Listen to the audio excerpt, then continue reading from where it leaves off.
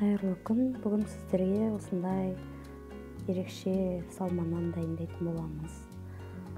Этибизди жууп, жакшылап, туралап, майдалап турап алабыз.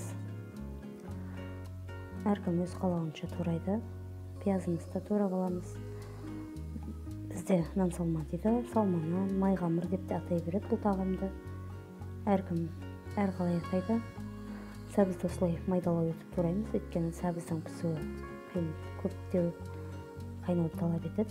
Картопты ірілеп өтүп турайбыз. Майымызды кыздырып, осылай этибизди кууруп, үстүнө пиязыбызды салып, кыпкызыл кылып кууруп алабыз да.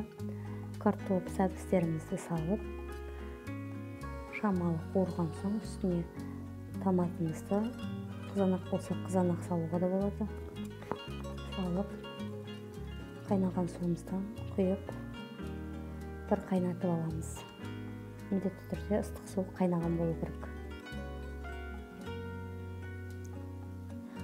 Бетин жауып, бир кыйткызып кайнатып алабыз.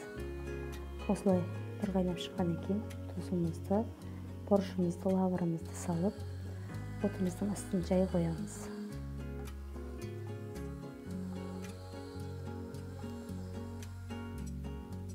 Осылай токтуруп коюп, бул пишкенче камырыбызды илейтин болобуз.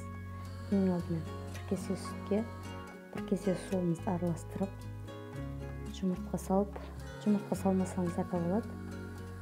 Мен салам. Міндетті эмес салуу. Тузубузду салып, каттылап өтүп, камыр илейтин болобуз.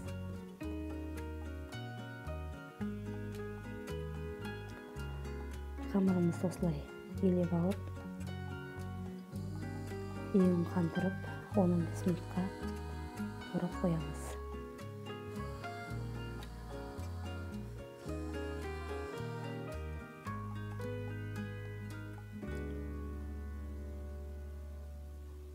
Ийүү канган камырыбызды жукалай этип осылай жайып алабыз да. Майгамырдын несине салып кесетін боламыз. Мен осылай ұзын-ұзын етіп кестім. Осылай бәрін кесіп алып, қайнап тұрған суымызға салып аламыз. Осылай піскен қамырымыздың үстіне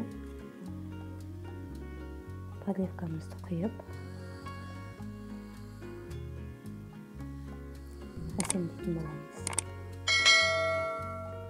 Ас болсын, жасап көріңіздер. Менің каналыма тіркеліп, лайк басыңыз.